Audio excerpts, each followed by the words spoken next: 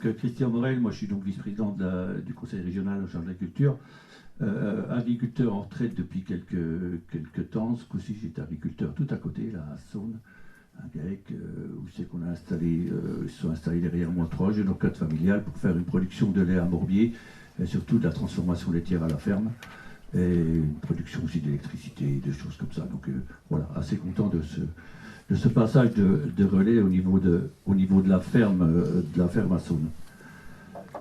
Je voudrais déjà faire un petit point macro au départ, en disant un peu, on est souveraineté alimentaire, qu'est-ce qu'on peut mettre derrière à un moment donné. On avait causé avec toi l'autre jour en disant, moi quand on parle de souveraineté alimentaire, quand on parle franco-français, j'ai un peu, ça me pose un peu souci quand même, parce que je me dis quand même, et tu l'as très bien dit tout à l'heure, la France, pays d'exportation, on exporte, rien que pour la région Bourgogne-Franche-Comté, 50% des vins sont exportés.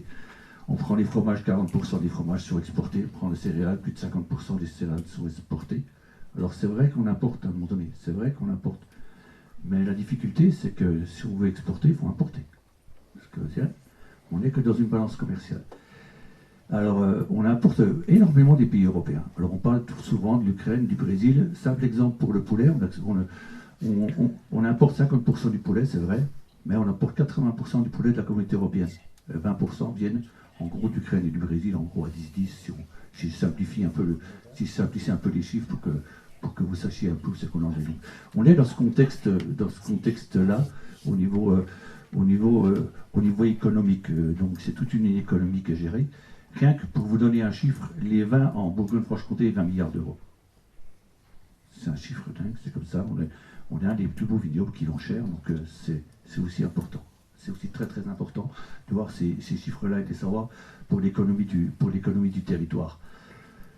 Dire aussi que l'agriculture, elle va être soumise de plus en plus au changement climatique.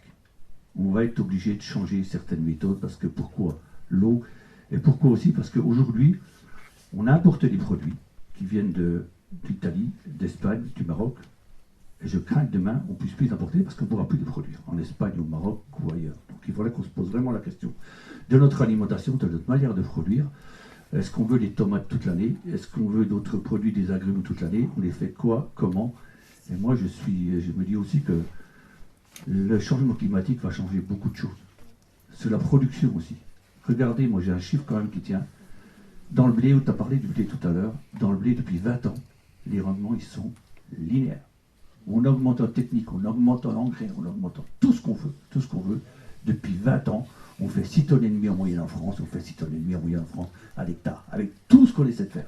Donc là, il faut qu'on se pose aussi les bonnes questions sur la production. L'herbe, c'est pareil.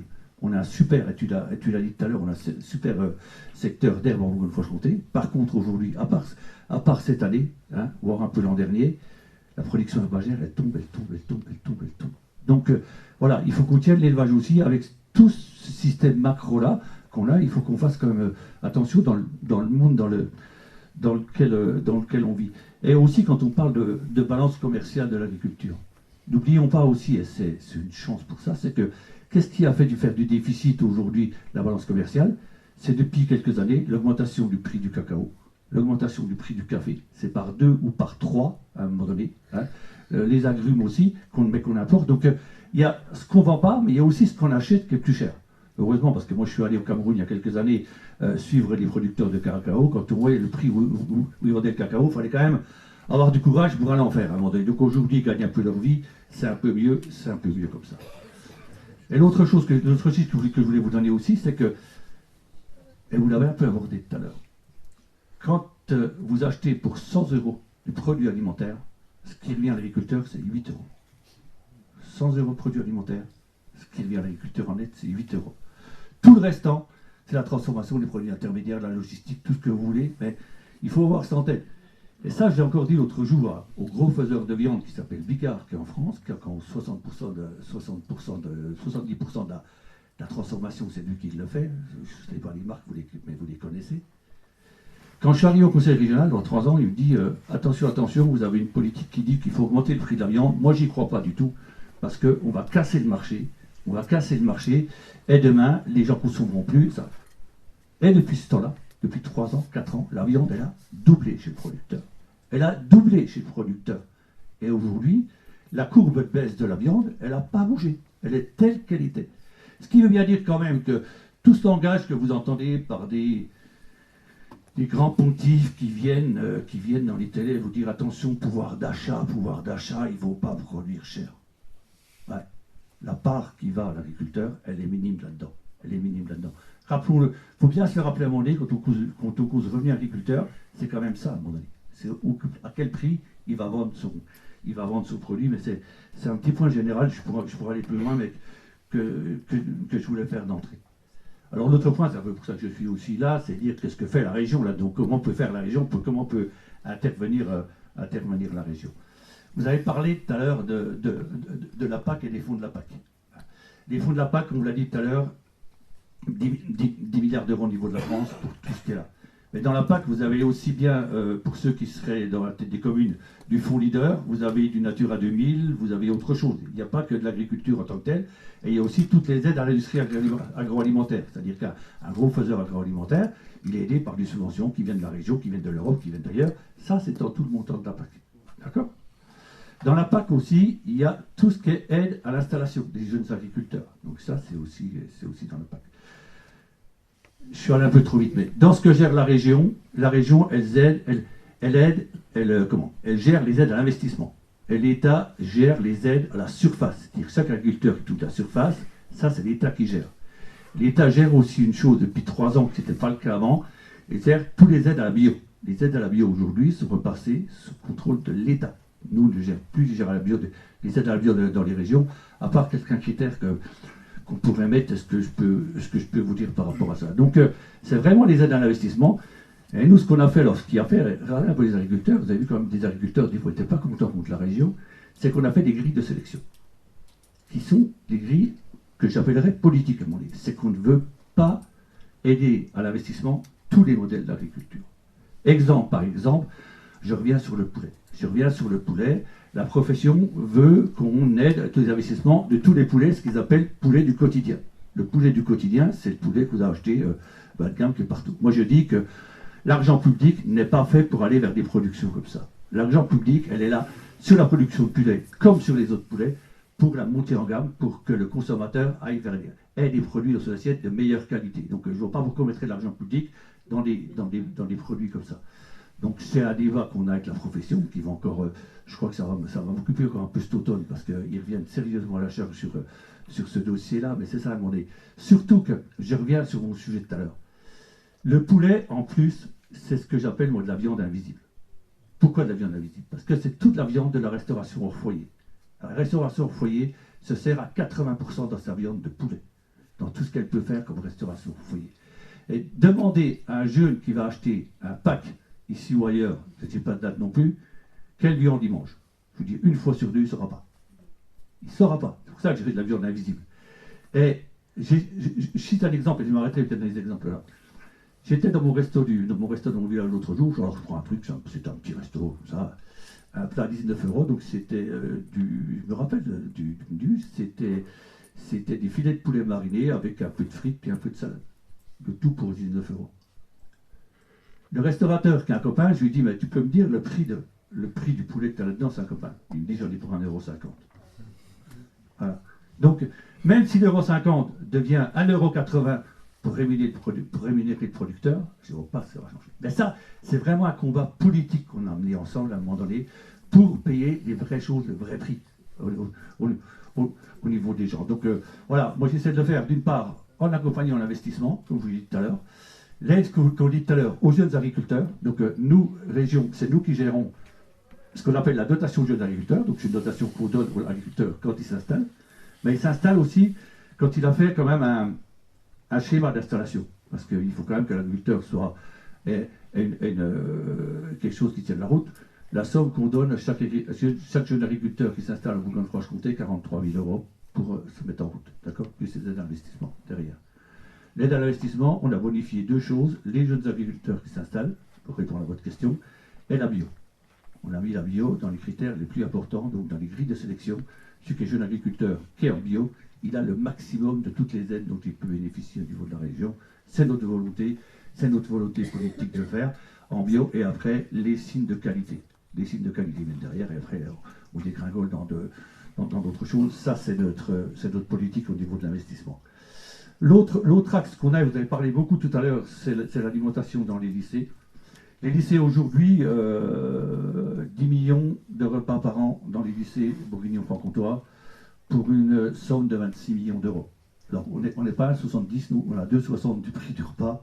Pourquoi? Parce qu'on a quand même des gaillards un peu plus costauds, il faut quand même que l'assiette un peu plus remplie quand même, si vous avez, donc par rapport à une crèche ou autre chose. Bon, mais c'est pas ça, c'est dire, on a aussi la volonté de mettre quand même de l'argent dans la restauration collective. On a sur 121 lycées qu'on a en région Franche-Comté, on a pris 21 lycées tests en disant on va travailler avec eux pour faire monter pour arriver à la loi Egalim. D'accord? Qu'aujourd'hui, en Bourgogne-Franche-Comté, on a 30% de produits de qualité, dont 18% de bio. On n'est pas à Besançon, on est dans la région. Mais je vais essayer d'expliquer un petit peu pourquoi, mais qu'on est encore si bas.